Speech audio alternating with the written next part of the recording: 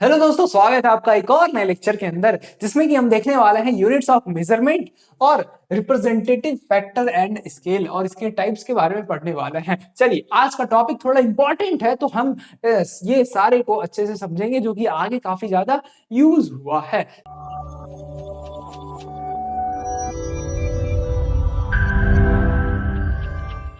चलिए मूव करते हैं अपने फर्स्ट टॉपिक के ऊपर जो कि है यूनिट ऑफ मेजरमेंट। तो भैया क्या है यूनिट ऑफ मेजरमेंट? बचपन से समझते आ रहे हैं भैया कि क्या है यूनिट ऑफ मेजरमेंट। एक बार और पढ़ लेते हैं।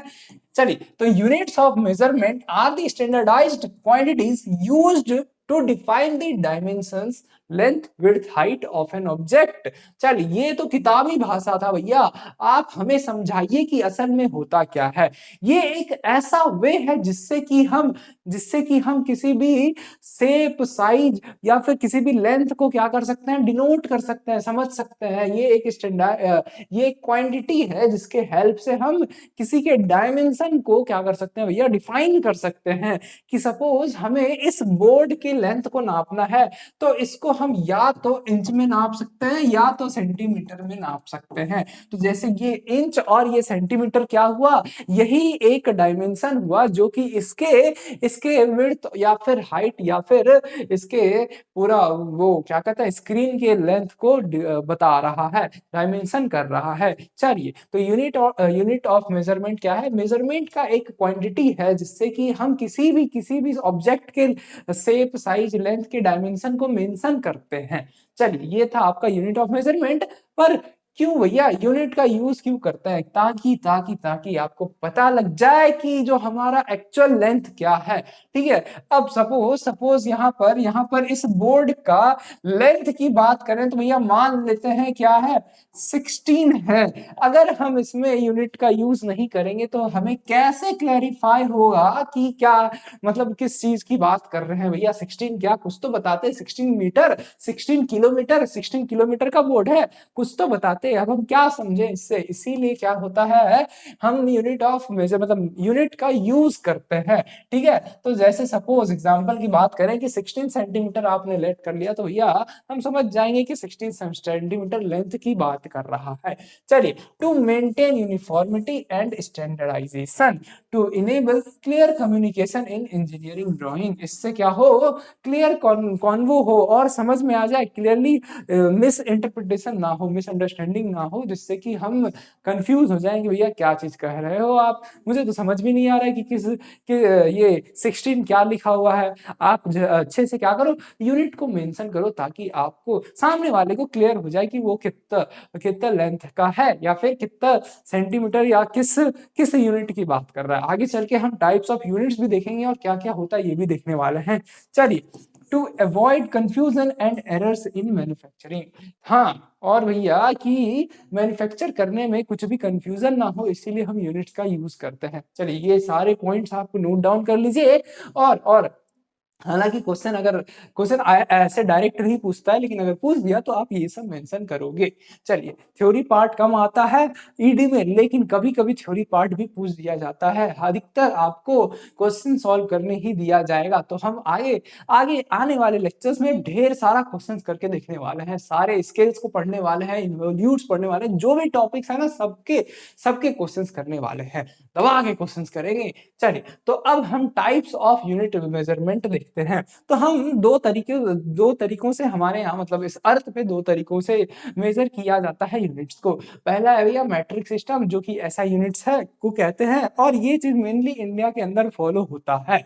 और द ब्रिटिश सिस्टम, ये दूसरा वे है यूनिट्स ऑफ मेजरमेंट का। चलिए, तो ये ज्यादातर इंडिया से बाहर यूज होता है। तो ये दोनों में क्या अंतर है? मैट्रिक सिस्टम जो होता है ना, डेसिमल बेस्ड होता है, यानी कि हर एक स्टेप के बीच में 10 का मल्टीपल का डिफरेंस होता है, making it most efficient for engineering calculation. हमारे कैलकुलेशन को क्या करता है, बहुत ही आसान बनाता है ये मैट्रिक सिस्टम। चलिए, दूसरा है British system. This system is based on traditional measurement and it is widely used in the US and certain specific industries like plumbing और पाइपिंग। ये ज्यादातर या तो इस इंडस्ट्री में यूज होता हुआ दिखेगा या फिर फॉरेन कंट्रीज में यूज होता हुआ दिखेगा। चलिए, तो सबसे पहले हम मैट्रिक सिस्टम समझते हैं कि मैट्रिक सिस्टम में में कौन-कौन से यूनिट्स हम देखते हैं। तो बचपन से आप समझते आ रहे हो, देखते आ रहे हो भैया कि आपको मिलीमीटर हो मतलब मेट्रिक सिस्टम में क्या है, सबसे पहले मिलीमीटर है, फिर सेंटीमीटर है, फिर डेसीमीटर है, मीटर, डेकामीटर, हेक्टोमीटर, किलोमीटर। इधर उल्टा पढ़ते हैं। उल्टा क्यों पढ़ रहा है भैया? आपने उल्टा लिख दिया इसीलिए हमें उल्टा पढ़ना पड़ रहा है। चलिए, आपको समझने में आसानी हो इसीलिए ये दिया गया है। चलिए, तो सबसे पहला यूनिट होता है मिलीमीटर, जो कि सबसे छोटा यूनिट होता है, ठीक है? और एक बेस यूनिट हम लेके चलते हैं मीटर। ज्यादातर सारा चीज इस मीटर में ही डिनोट किया जाता है। आप अगर ऐसा यूनिट की बात करें तो भैया इसीलिए हम मीटर को ज्यादा रिप्रेजेंट करते हैं, मीटर से ज्यादा रिप्रेजेंट करते हैं। तो भैया पहला मिलीमीटर है। और अगर मिलीमीटर को बात करें, मिलीमीटर को मीटर में कैसे लिख सकते हैं? तो कुछ नहीं भैया, अगर अगर आप ऊपर जा रहे हो मीटर तक तो आप क्या करो, डिवाइड करते जाओ, और जितने स्टेप से ऊपर जा रहे हो उतने उतने टेंथ से डिवाइड करते जाओ। चलिए, तो अगर मिलीमीटर से मीटर में जाना है तो आप कितने स्टेप ऊपर जा रहे हो भैया? 1, 2 और 3 स्टेप ऊपर जा रहे हो। तो 1 डिवाइडेड बाय 1, 2, 3 आपका हो जाएगा मीटर। यानी कि 1 millimetre is equal to 1 divided by 1000 metre, जिसको कि डेसिमल में 0.001 लिखा गया है। उसी तरह फिर मिलीमीटर के बाद आता है सेंटीमीटर, और 1 सेंटीमीटर बराबर होता है 10 मिलीमीटर। तो जैसे जैसे ऊपर जाते जाएंगे ना, वैसे वैसे क्या होगा, वैल्यू जो है बढ़ते जाएगा। जैसे कि 1 डेसीमीटर की बात करें तो डेसीमीटर को अगर सेंटीमीटर में रिप्रेजेंट करें तो ये क्या होगा, 10 सेंटीमीटर होगा। यानी कि हर एक लेवल के बीच में 10 का गैप है। चलिए, इसको थोड़ा और सिंपल वे में समझते हैं। क्या है भैया कि अगर अगर सबसे पहले तो ये सारे आपको यूनिट्स लिख लेने हैं अपनी कॉपी में, और यूज करना है जहां जिसकी जरूरत पड़ेगी। ज्यादातर अगर कन्वर्जन में जरूरत आएगा तो आइए पहले कन्वर्जन समझने की। अगर हमें किलोमीटर को मीटर में या फिर डेसीमीटर में चेंज करना है तो कैसे करेंगे, और अगर डेसीमीटर को किलोमीटर में रिप्रेजेंट करना है तो कैसे करेंगे? तो कुछ नहीं करना भैया, अगर ऊपर में किलोमीटर है, ठीक है, तो इस टेबल में से जहां भी नीचे जाने बोले, जितने भी स्टेप नीचे जाएंगे ना, तो उतने ही जीरो से आपको मल्टीप्लाई कर देना है। यानी कि उतने भी 10 से आपको मल्टीप्लाई कर देना है। क्या मतलब भैया कि सपोज 1 किलोमीटर को आपको चेंज करना है किसमें, डेसीमीटर में। कितने डेसीमीटर होंगे? चलिए, तो सबसे पहले हम ये समझेंगे कि कितना स्टेप नीचे आ रहे हैं। तो भैया किलोमीटर से हेक्टोमीटर आने में 1 स्टेप लगा, इसमें हेक्टो से फिर डेका में आने में 2, फिर यहाँ 3 और यहाँ 4। तो 1 किलोमीटर में आपका निकल के आ जाएगा 10,000। 1, 2, 3, 4, 10,000 डेसीमीटर। ठीक है। उसी तरह 1 किलोमीटर में आपको मीटर में चेंज करना है तो कैसे देखेंगे कि कितने स्टेप नीचे आ रहे हैं, 1, 2 और 3 स्टेप नीचे आ रहे हैं। तो भैया 1 किलोमीटर में क्या हो जाएगा, 1 किलोमीटर में आपका 1000 मीटर हो जाएगा। चलिए, जो कि आपको पता है कि भैया 1 किलोमीटर में 1000 मीटर होता है। चलिए, एक और एग्जांपल लेके देख लें कि अगर हमें कोई ऊपर का क्वांटिटी दिया है, क्या है भैया, जैसे कि मान लेते हैं हम 1 डेकामीटर की बात कर रहे हैं, जिसको कि शॉर्ट में DAM से रिप्रेजेंट करते हैं। तो हमें डेकामीटर से क्या करना है, कोई नीचे वाली क्वांटिटी में जाना है। तो भैया लेट सपोज मिलीमीटर निकालते हैं।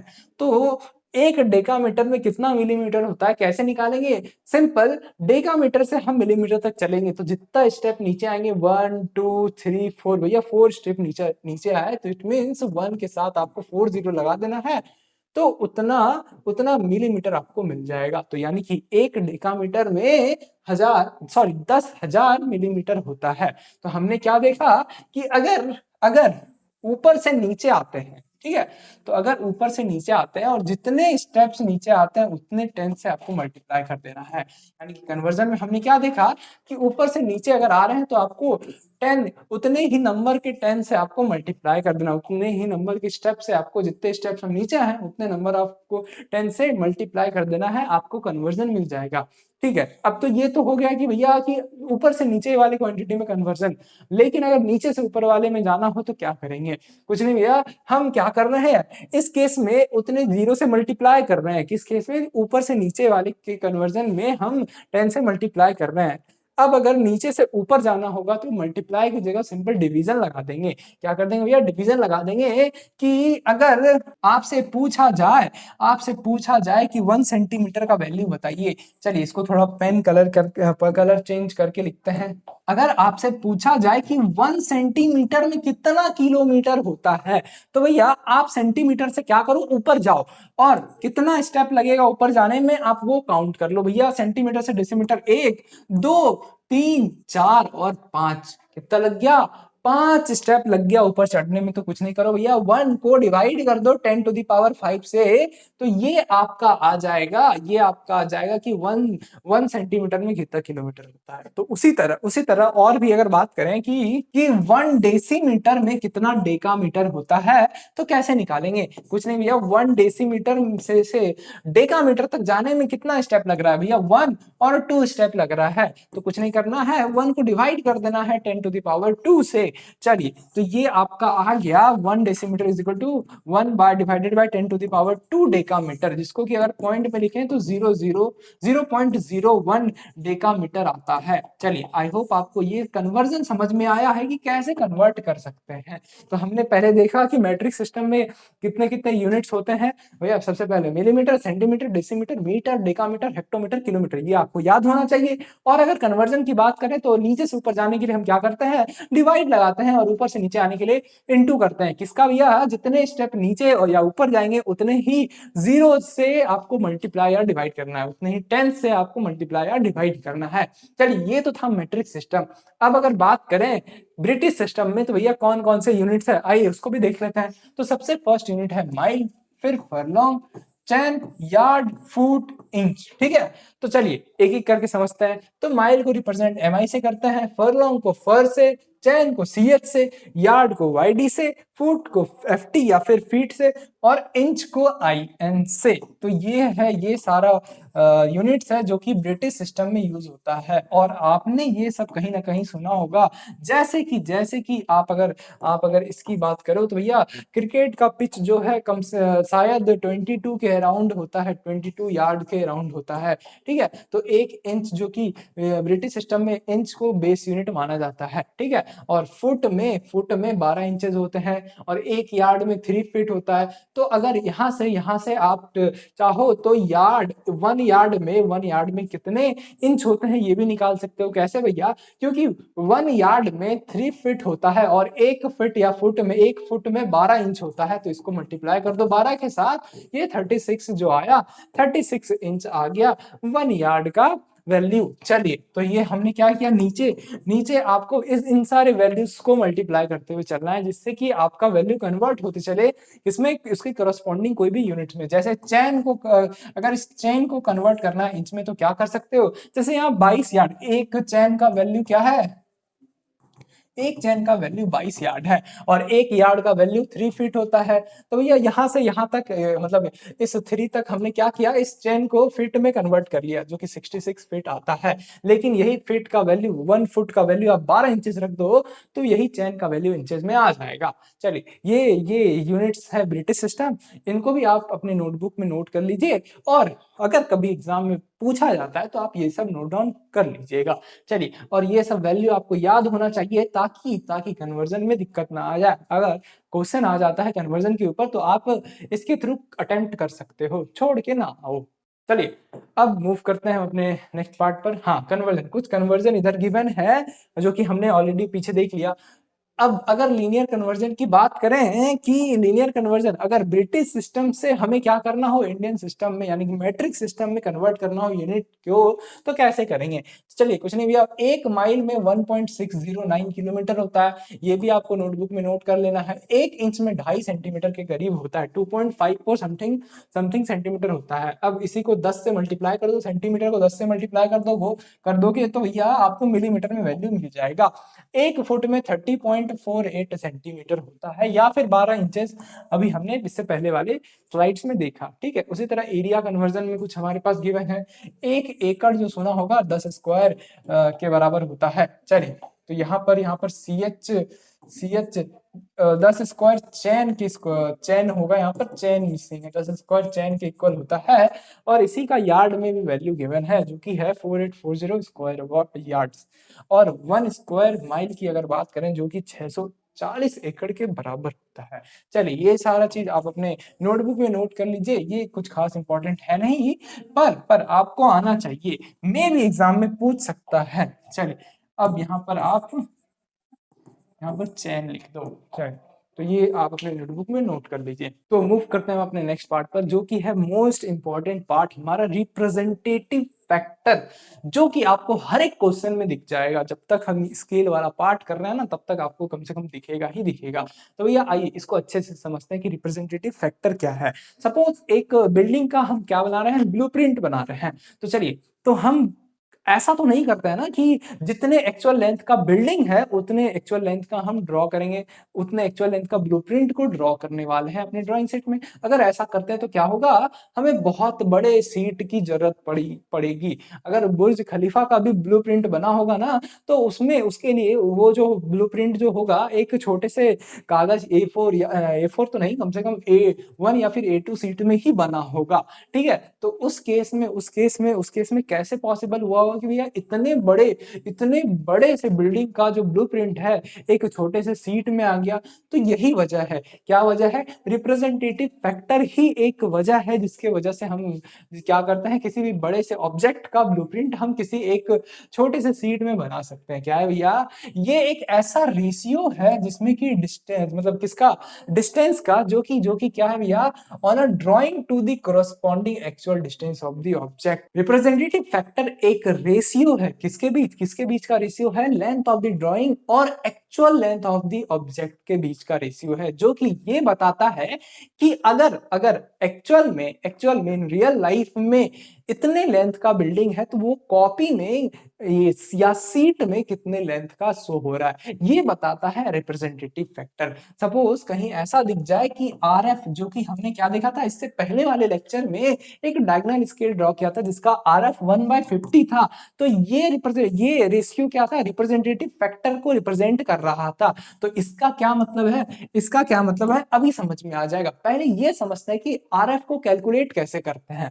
RF को कैलकुलेट करते हैं length of an object on drawing, यानी कि हम किस लेंथ का जो ड्राइंग का जो ऑब्जेक्ट का जो ड्राइंग है उसके लेंथ में बना रहे हैं, डिवाइडेड बाय जो उसका एक्चुअल लेंथ है उस ऑब्जेक्ट का। इस तरह से हम RF को कैलकुलेट करते हैं। ये आपको क्वेश्चन में दिया हुआ रहेगा, और अगर नहीं दिया हुआ रहेगा तो ये दोनों वैल्यू आपको दिया हुआ रहेगा। ठीक है, जिससे कि हम इजिली RF को कैलकुलेट कर सकते हैं। ठीक है, अब ऊपर में क्या है, ऊपर में है मतलब न्यूमरेटर में क्या है, लेंथ ऑफ एन ऑब्जेक्ट है ना। तो ये 1 क्या बता रहा है, हमारे ड्राइंग शीट पर ऑब्जेक्ट का लेंथ बता रहा है। यानी कि ये 1 हमने समझ लिया क्या बता रहा है, कि length of an object of the drawing on the drawing बता रहा है। और डिनोमिनेटर में क्या भैया, एक्चुअल लेंथ ऑफ ऑब्जेक्ट बता रहा है। और ये 50 क्या बता रहा होगा, फिर एक्चुअल लेंथ ऑफ ऑब्जेक्ट बता रहा होगा। ठीक है, हालांकि जो RF होता है ना, थोड़ा पेशेंस रखिए, आ रहे हैं इसी के मतलब इसी के मतलब को समझने आ रहे हैं, लेकिन हम उससे पहले समझ लेते हैं कि RF का जो यूनिट होता है वो क्या होता है। ठीक है, तो RF का जो यूनिट होता है ये कुछ नहीं होता, ये डायमेंशन लेस होता है। यानी कि इस RF का जो है कोई भी डायमेंशन नहीं होता है। लेकिन उससे पहले हमें डायमेंशन लेस बनाने से पहले हमें क्या करना होगा, दोनों की यूनिट को सेम करना होगा। क्यों भैया, क्योंकि RF का ये जो प्रॉपर्टी है कि ये क्या है, डायमेंशन लेस होता है। तो अगर यहाँ पर फॉर्मूले में ध्यान दे तो एक्चुअल लेंथ ऑफ ऑब्जेक्ट क्या हो सकता है, मीटर या फिर इससे बड़े डेकामीटर में हो सकता है।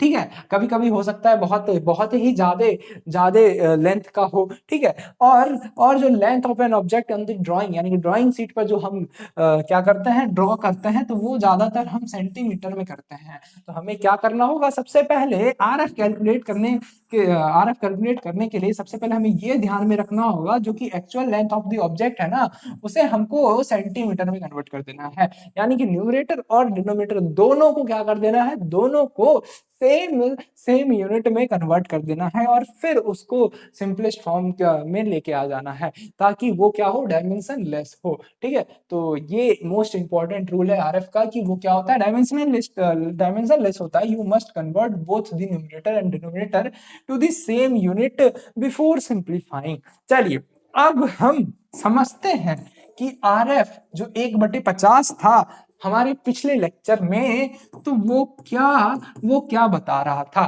तो हालांकि ये अगर डायमेंशन लेस है तो उससे पहले क्या हुआ होगा कि दोनों यूनिट सेम हुआ होगा। चलिए ये एज्यूम कर लेते हैं कि दोनों दोनों का यूनिट क्या है, सेंटीमीटर है। ठीक है, डायमेंशन लेस है क्योंकि मतलब न्यूमरेटर और डिनोमिनेटर क्या हुआ होगा, सेम यूनिट रहा होगा, तो कि तब जाके दोनों कैंसिल हो गया होगा, तब जाके क्या हुआ होगा, ये आरएफ डायमेंशन लेस हुआ होगा। तो अभी एज्यूम कर लेते हैं कि ऊपर नीचे क्या है, सेंटीमीटर है।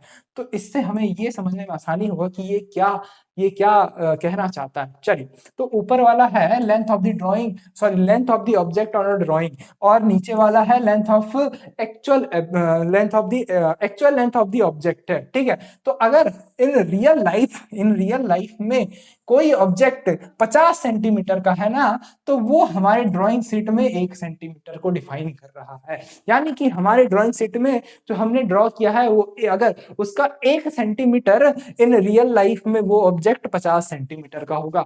एक्चुअल में रिप्रेजेंटेटिव फैक्टर का यही मतलब होता है कि जो एक्चुअल लेंथ है हमारे ऑब्जेक्ट का, वो हमारी ड्राइंग शीट में ना कितना कितना लेंथ का कन्वे कर रहा है, कितना लेंथ का डिपिक्ट कर रहा है, रिप्रेजेंट कर रहा है। तो ये है रिप्रेजेंटेटिव फैक्टर का रियल लाइफ मतलब। आई होप आपको ये अच्छे से क्लियर हुआ होगा कि आरएफ यानी कि रिप्रेजेंटेटिव फैक्टर कैसे निकालते हैं और क्या कन्वे करता है।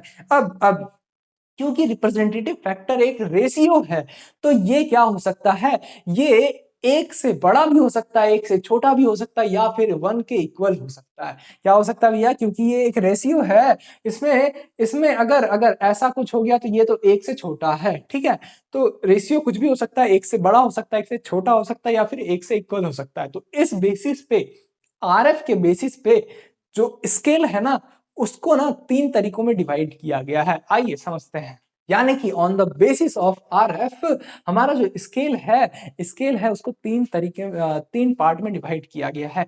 लेकिन उससे पहले हमें समझना होगा कि स्केल क्या होता है। हालांकि आपको पता है कि स्केल क्या होता है, लेकिन स्केल का वर्ड आ गया है तो हमें क्या होगा, सबसे पहले ये समझना है कि स्केल होता क्या है। तो स्केल एक ऐसा मैथमेटिकल टूल है और फिजिकल इंस्ट्रूमेंट है used to represent object on a drawing sheet at a size that is convenient for study and manufacturing. यानी कि ये मैथमेटिकल टूल भी है जो कि हम यूज करते हैं एक स्केल मतलब ड्रॉ करने में, और एक फिजिकल इंस्ट्रूमेंट भी है जिससे कि हम मेजर कर सकते हैं किसी का लेंथ। तो इससे हम क्या करते हैं, रिप्रेजेंट करते हैं किसी भी ऑब्जेक्ट को अपनी ड्राइंग शीट में, जो भी उसका साइज का होता है। ठीक है, जिससे कि हम क्या कर सकें, स्टडी और उसके अच्छे से मतलब बहुत ही कन्वीनियंट वे में स्टडी कर सकें। ठीक है, तो ये है स्केल। अब आरएफ के बेसिस पे 3 तरीके से क्या किया है, स्केल को डिवाइड किया है। सबसे पहला है एक रिड्यूसिंग स्केल, यानी कि आरएफ का वैल्यू हमने क्या देखा, आरएफ का वैल्यू 1 से छोटा हो जाता है। तो 1 से छोटा कब होगा, जब जब भैया न्यूमरेटर जो होगा डिनोमिनेटर से छोटा होगा, तब ये आरएफ का वैल्यू क्या होगा, उस समय 1 से छोटा होगा। तो उस केस में क्या है कि नीचे डिनोमिनेटर बड़ा है, तो नीचे डिनोमिनेटर क्या रिप्रेजेंट करता है भैया, actual size, actual length of object को रिप्रेजेंट करता है। यानी कि एक्चुअल लेंथ अगर बड़ा है और उसको हम अपने कॉपी में छोटा दिखा रहे हैं, तो वो क्या होगा, रेड्यूसिंग स्केल होगा। ठीक है, यानी कि जो लार्ज ऑब्जेक्ट होता है जिसको कि हम ड्राइंग शीट में क्या करते हैं, उसको छोटा करके दिखाते हैं, तो वो रेड्यूसिंग स्केल का एग्जांपल है।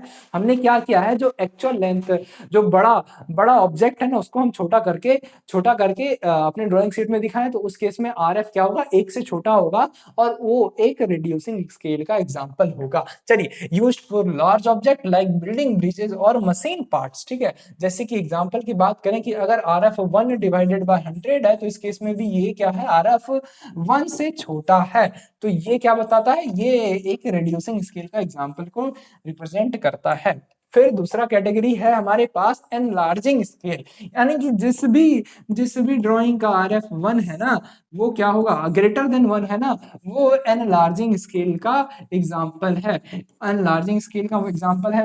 अब जैसा कि आप नाम से देख पा रहे हैं कि एनलार्ज करना है किसी भी ड्राइंग को, तो भैया उस केस में क्या होगा, RF ग्रेटर देन 1 आएगा। कब आता है RF ग्रेटर देन 1? जब न्यूमरेटर का वैल्यू का क्या हो, बड़ा हो हमारा किससे, हमारा डेनोमिनेटर से। ठीक है, तो इट मींस हमने क्या किया, हमने जो एक्चुअल में, मान लेते हैं अगर एक्चुअल में 1 सेंटीमीटर का कोई ऑब्जेक्ट है, उसको हमने क्या किया है, उसको हमने अपने ड्राइंग शीट में 50 सेंटीमीटर का रिप्रेजेंट किया है। तो इस केस में क्या हुआ, इसका वैल्यू ग्रेटर देन 1 आ गया। तो इसी वजह से हमें ये समझ में आ रहा है कि जो 1 सेंटीमीटर का ऑब्जेक्ट है, उसको 50 सेंटीमीटर का ऑब्जेक्ट को, मतलब 50 सेंटीमीटर का ऑब्जेक्ट रिप्रेजेंट किया अपने ड्राइंग शीट में, यानी कि एनलार्ज कर दिया, बड़ा कर दिया। तो इसीलिए ये इसका नाम रखा गया, एनलार्जिंग स्केल रखा गया है।